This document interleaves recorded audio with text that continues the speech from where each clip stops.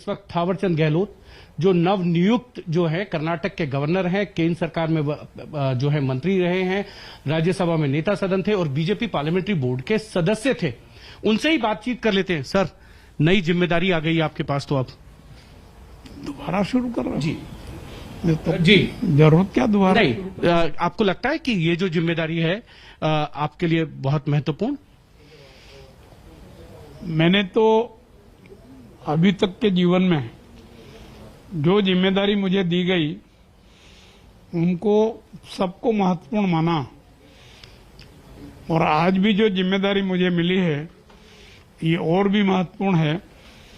इसको मैं बखूबी कर्तव्यनिष्ठा, ईमानदारी से और कठोर परिश्रम करके निभाऊंगा। सर, क्योंकि लंबा अनुभव था, 7 साल आपने काम किया, कई महत्वपूर्ण आपने काम किए हैं, दिव्यांगों के लिए आपने बहुत काम किए अपने मंत्रालय में।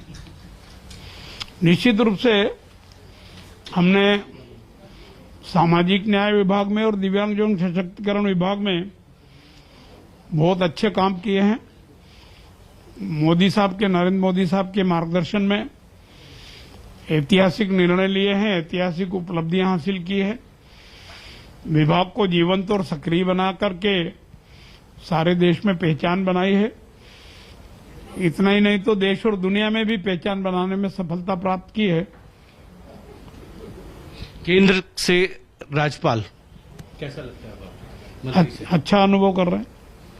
आपके लिए एक लंबा समय क्योंकि राजनीति का रहा है, तो आपको कर्नाटक की जिम्मेदारी, इसके लिए आप किस तरीके से अपने आप को आगे लेके चलेंगे?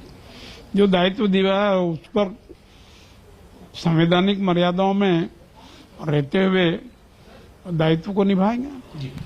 तो ये थे श्वेता थावरचंद गहलोत, जो अभी कर्नाटक के नवनियुक्त जो गवर्नर हैं वो हुए हैं।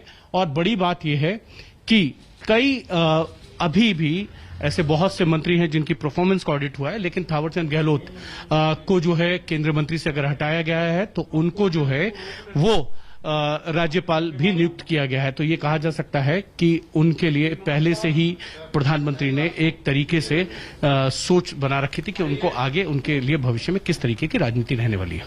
बिल्कुल हिमांशु, अभी थावरचंद गहलोत से आपने बातचीत सुनी हमारे दर्शकों ने, और वो पूरी तरह